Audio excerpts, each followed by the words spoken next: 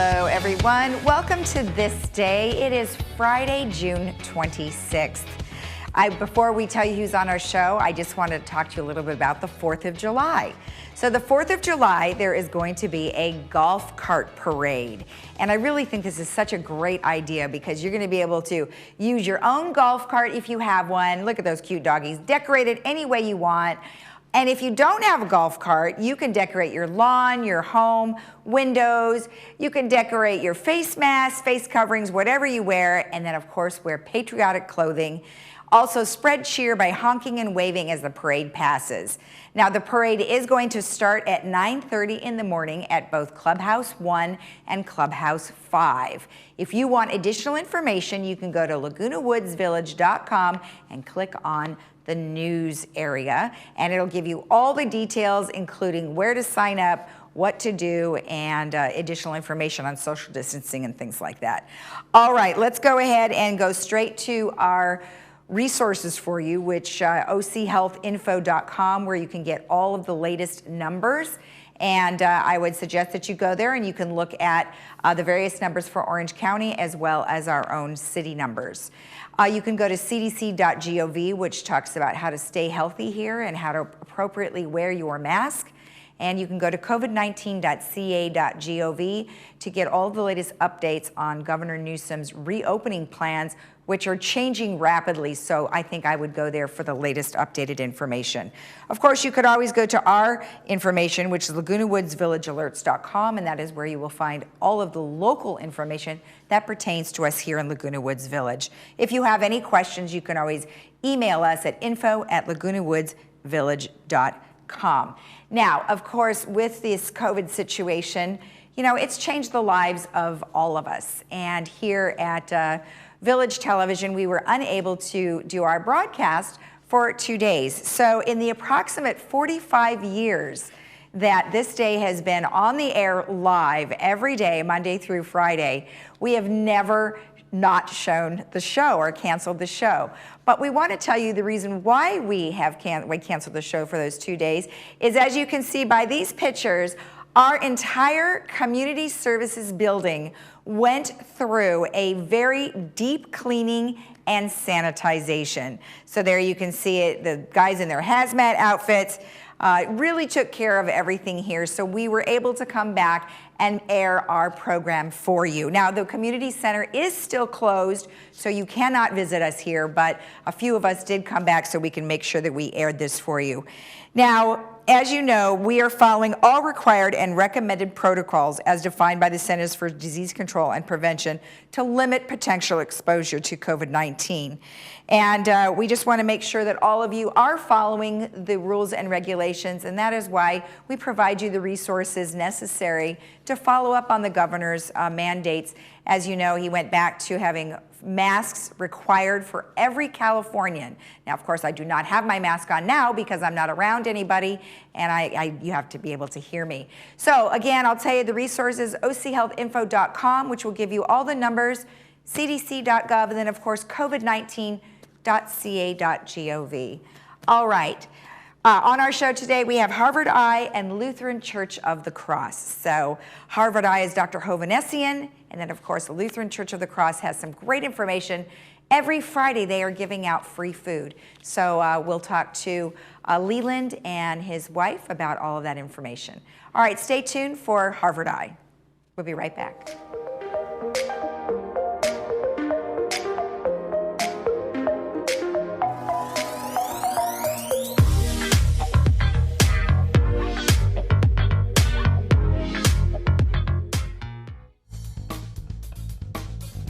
At Harvard Eye, we're so happy to be open again to see you for all your medical and surgical eye care.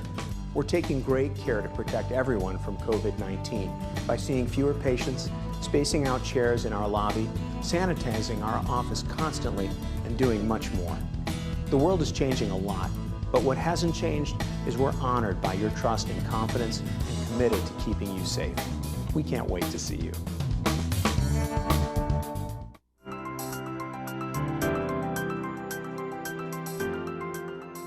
Welcome back. Well, today I am joined by Dr. Hovannessian, who is here with Harvard Eye.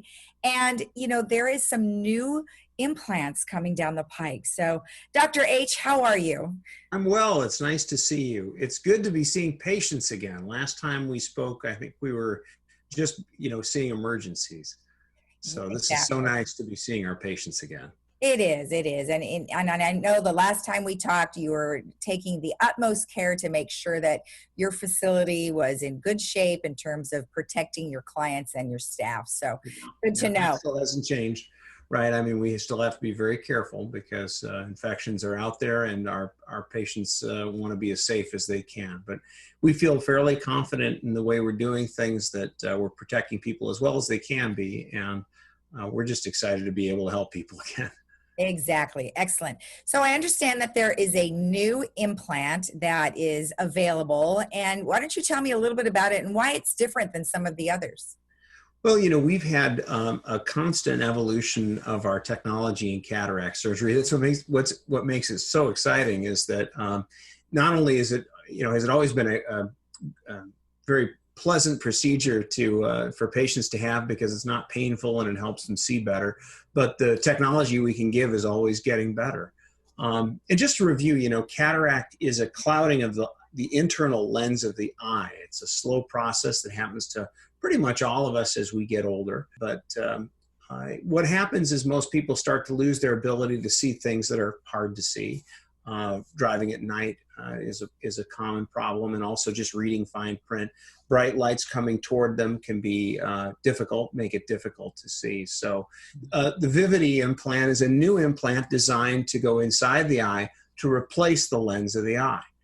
And there have been lens implants for actually more than 50 years now. So this is not a new idea. It's just a new technology. So what does the technology allow for that maybe some of the others don't?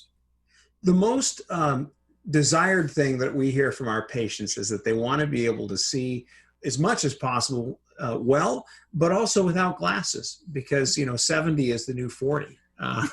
People want to live free from having to wear glasses. And, it's important for a couple of reasons, not just lifestyle and vanity. As people get older, falling down is a big, big worry. It's one of the chief causes for losing our independence. And studies have shown that more than half of falls in older folks are associated with progressive lenses or bifocal lenses with a line. In other words, wearing glasses causes people to miss a step, causes them then to fall. So if we can reduce their need for glasses, there's a definite safety benefit. Now, reading glasses are not so bad as long as we take them off when we get up to walk around, right? And that's possible because walking around, you generally don't need them. So this implant allows folks to have less need for glasses for distance and especially arm's length vision. What really makes it special, though, and different, because it looks just like most ordinary lens implants, but it has special optics built in that allow the patients to have no glare or halos or undesirable side effects while also giving good distance and intermediate vision. Well, that's amazing. How is that achievable?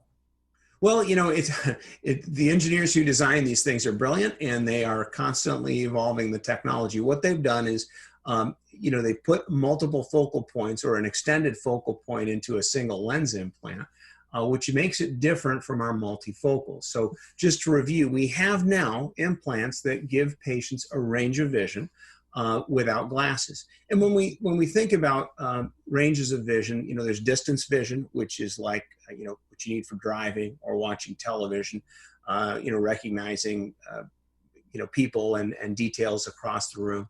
Intermediate vision we think of as kind of arm's length. It's the dashboard. It's the computer screen if you're, using a traditional monitor. It's close conversation. And then reading is where you might hold your phone or newspaper or a book or Kindle up close. So those are three different ranges of vision. This one focuses on great distance, good intermediate, a little bit of up close, although some people may need glasses for up close. But compared to multifocal lenses, which are also great technology, this has fewer side effects. So what are the side effects of multifocals? Some of them cause some patients to get a little bit of glare and halos around lights when they drive at night. Okay. And it's generally not a serious problem. We use them a lot. They're very popular. Only about 1 in 100 patients is really bothered by glare and halos. But having a lens that basically eliminates that, but also gives some range of vision, is really pleasing. And so we're excited to offer it to our patients. That's just amazing. So when they are looking to have this kind of implant, what is it called again? Well, it's an extended depth of focus, or you could just say advanced lens implant. So, Okay. It's not important for patients to remember the name, but to just tell us kind of what they want in their vision, and we can help match them and their desires to the lens implants that we have. Do a lot of patients come in and say they want to exchange their implants? Like maybe somebody's had one a long time ago and then you have a redo? It's pretty rare that we end up doing that, and it's usually not necessary. For people who have implants and have problems with them, we can usually fix those in other ways, not just swapping out the lens implant. I see. Common issues are dryness of the eyes, or other problems like needing a LASIK touch-up procedure or something to adjust the vision. Those can all be done. They're fairly simple to do, and for most people, we can get them to be much happier if they're not happy. The other common thing is when people have cataract surgery, about 50% will eventually need a laser because of a cloudy film that forms behind the lens. That's about a 2-minute procedure, and it never comes back. It's covered by insurance, not a big procedure to go through at all. So, I would say to anybody who's watching, if you've had cataract surgery and you're not happy with the results, come see us, because we have solutions for this, or find your eye doctor and ask them, because there are lots of ways to solve problems that can happen. We're all getting older, and our eyes, they're not perfect even as we get older. And so, we need to address the problems we have. Excellent. Well, it's good to know that you have lots of options, especially this new type of implant. But I don't think you've ever not had choices. So excellent that you kind of have a plethora of things that you can help us with. So I appreciate that. And it's important because, as when you go through cataract surgery, you're pretty well married to your lens implant. You have it for the rest of your life. Your prescription doesn't change. So we really focus on helping our patients understand what their choices are. And there are costs to some of these things that are not covered by insurance. And we understand that that's an important part of the decision. We're not interested in selling anybody anything, but we want them to understand so that whatever lens that they choose is the right fit for them. Perfect. Well, thank you so much for taking the time. I appreciate it. And soon we'll have you in the studio. I look forward to it. All right. Have a great day. Thank you. Nice to see you, Lisa. Thank you. You too. And we'll be right back after this.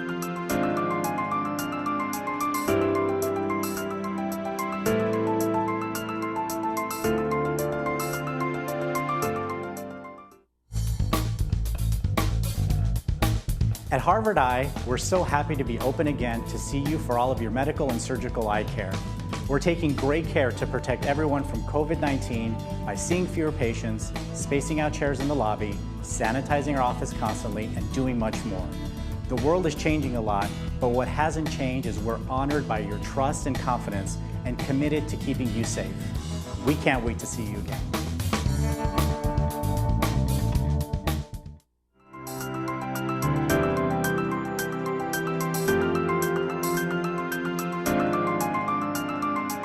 Welcome back. Well, today I am joined by Leland and Marcia Lance from the Lutheran Church of the Cross, just right down the street. Well, hello. How are you guys doing? We're doing fine. Great. It's good to see you. Good to see you too. I think the last time I saw you was actually in person, and it was, what was it, Palm Sun? No. Yeah, no, it was Ash Wednesday. Ash Wednesday, Yes. Yeah. So that's the last time that I saw you, because obviously we've all been in a stay-at-home order, but you've got some good news.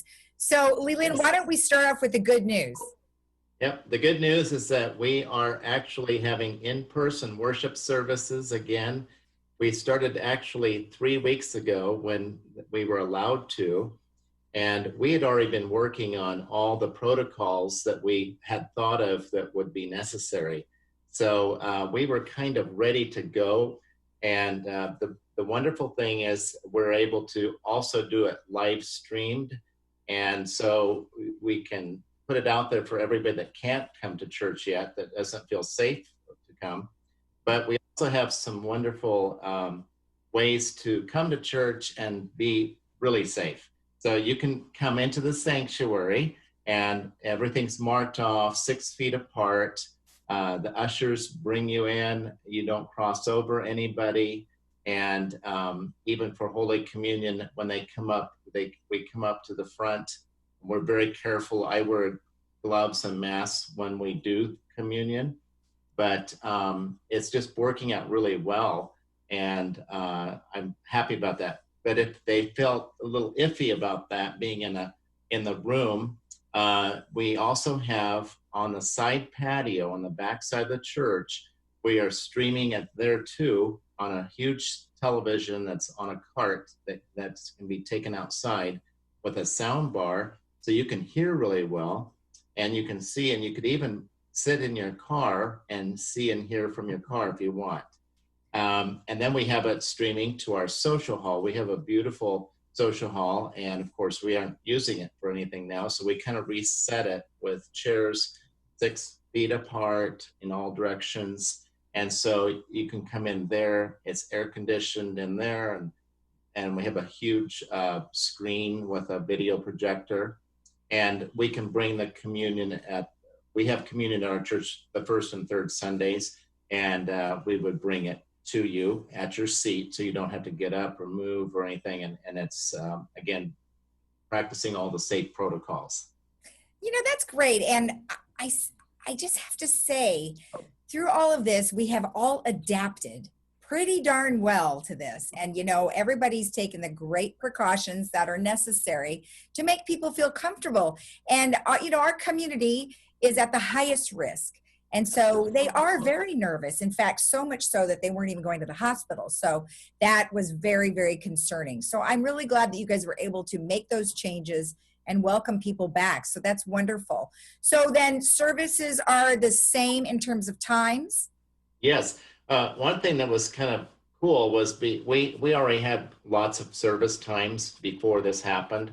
We have a 5 o'clock service on Saturday, and then we have a 7:45 and 9 and 11 o'clock services on Sunday morning. And some of the protocols said, you think about having more service times available so that not so many people will be congregating at the same time. So we just kept our same worship times, and it's working out quite well. And they're all kind of evenly spread out naturally. So that's worked out great. Excellent. Well, good job. That's good news to hear that you guys are back in business. So yes. So very good. That's great. So we have, every time I drive by the church on my way to work, I always see cars, and it's every Friday that I see, and you guys are busy. So what's going on in the parking lot? Yes. Well, as soon as the COVID thing hit, I think it was March 12th or something like that, that Friday anyway, we were supposed to have our regular food program through Second Harvest. We had been doing it in our social hall, and people would, but in the old way, people were sitting right next to each other, and we were packing in about 150 people in the social hall. And then we put the food out on the tables, and then it was a beautiful setup. But when that COVID thing happened, it was like, there's no way we can go back to the old way of doing it. So we talked to the people at Second Harvest, and they said they know that people need this food.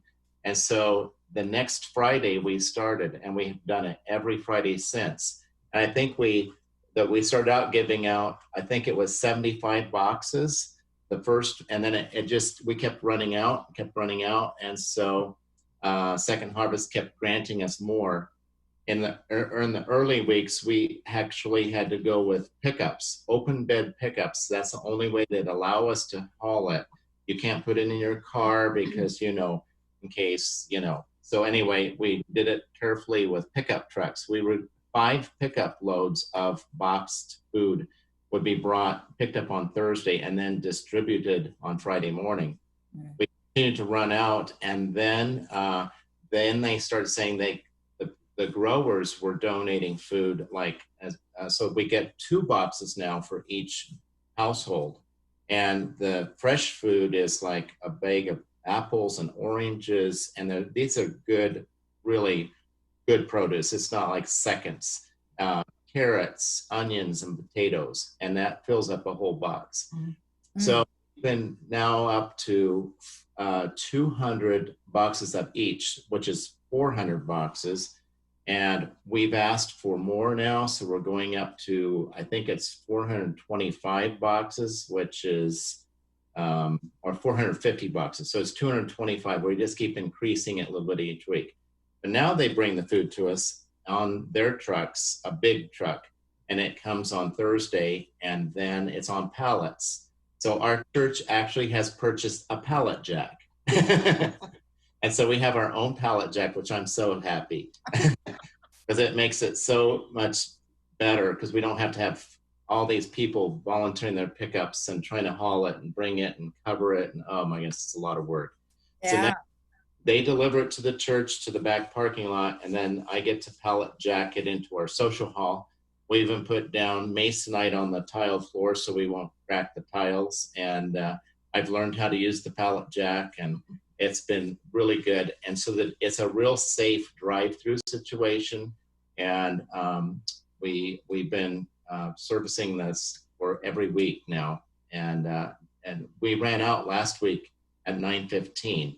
And so we start as early as we can. We're not supposed to start till 8, but if people are all lined up, we go ahead and start. It's a real safe drive-through situation. I put a Bible verse on every box, and hoping to kind of not only give the physical food, but maybe spiritual food too. Words of encouragement from the Bible. Saddleback had mentioned sometime before that they were also doing a similar food program, and that is the first and third Wednesday. Was that right? That's correct. First and third Wednesdays. They asked us right away if we could do it. We try to do things with other churches as much as we can. Mm-hmm. And so it actually has been a really cool thing that we're actually, interacting more through this. If there's any good that's come out of this junk, is that we actually are working together more than ever in our history. And even this food giveaway program we do on Fridays, not all the volunteers are from our church. They're from the community and other mm-hmm. churches. And we've made such wonderful friendships, those of us that are doing it. And it's great. And then Saddleback, they already have an army of volunteers when they come. So we don't really have to help them with much, but they're using our cones that we bought for this. And because we used their cones at first, because we didn't have any, we purchased cones, and now they just use our cones and umbrellas and whatnot. Use the parking lot. It's working out great. Yeah, that's nice to hear that, there is a collaboration. There is a feeling of community amongst everybody, because as everyone says, we're all in this together. So yeah. I think that's great. Now, Marcia, you are in charge of bringing joy to all people, coming up with some musical reviews. So tell me about what's happening. Well, we were involved in getting another musical, community musical. I was directing Music Man. And because of all the COVID, then of course it had to be postponed or canceled. Well, what happened is that happened to a lot of elementary schools, junior high, high schools, even colleges. And I just wanted to create a venue that these students who've worked so hard with learning their lines, with learning their songs, and they had costumes, Korean Lutheran, they were on their tech week ready to perform, and they got shut down. And it's disappointing. I know how much hard work it takes for students and adults. And so I've decided that I wanted to do a Broadway review. So I'm going to be a Broadway review here at the church in the sanctuary, but we will live stream it to the outside and to the social hall, just like we do the worship services. But we are encouraging everyone to come and just get out. It's on the 31st of July, August 1st, and August 2nd. So 3 different performances, 2 evenings and 1 afternoon, on Sunday afternoon. And it's free. I just want an opportunity for these students to perform in front of a live audience. So we're just asking that they bring food for the food bank. So you bring a canned good and then you just come in and enjoy a free concert. It should be about an hour and a half. And we have live orchestra. We have some students that'll be in full costume because they had those costumes. Others might be in t-shirts and jeans. It's going to be all over the place, but that's going to be okay because we just want an opportunity to bring joy to the community, to help have them feel safe to come out and see a live performance. Broadway shut down, the Hollywood Bowl shut down, Pageant of the Masters shut down, and it's like, no, I want something that people can have hope and just enjoy live music. So this is an opportunity for you to come to the church and see the performance. I love it. And you had mentioned earlier that you're going to have music from Music Man, Fiddler on the Roof, Beauty and the Beast, Annie. I mean, all the great ones. So that is so nice. And it's such a win-win for everyone, right? You're taking care of the students and you're taking care of the people. So excellent. I love it. I mean, you guys are doing great. I just think it's wonderful. Thank you so much for all of the stuff you do for our community. You're very welcome. Thank you for having us today. Yes. Oh, you're welcome. And we'll see you again soon when we're all, I mean, obviously we're able to come back to church now, so you should be able to see most of us there, hopefully. Amen. All right. Thank you. And you two have a good day and stay healthy. Thank you. You too. All right. Thank you. And we'll be right back after this.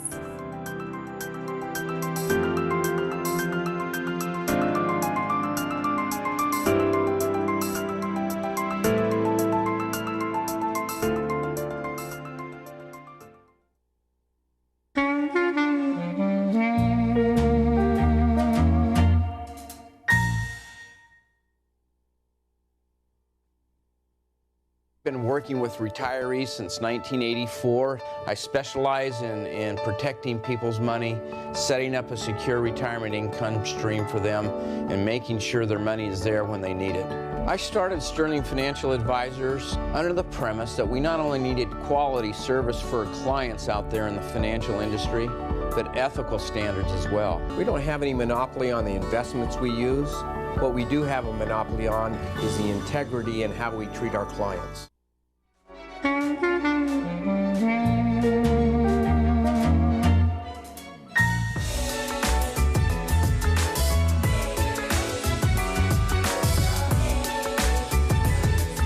Welcome back. Our Friday movie today is a long one. It is Titanic. And as you know, that stars Kate Winslet and as well as Leo DiCaprio way back when. So that will be at 2 p.m. with subtitles and 7 p.m. without subtitles. And that is sponsored by Memorial Care. Have a great day in the Village today. Enjoy your Friday. And we will be back again tomorrow at 9 a.m. for some additional updates and some more Zoom interviews. We'll see you again tomorrow at 9. Have a great day in the Village. Bye-bye.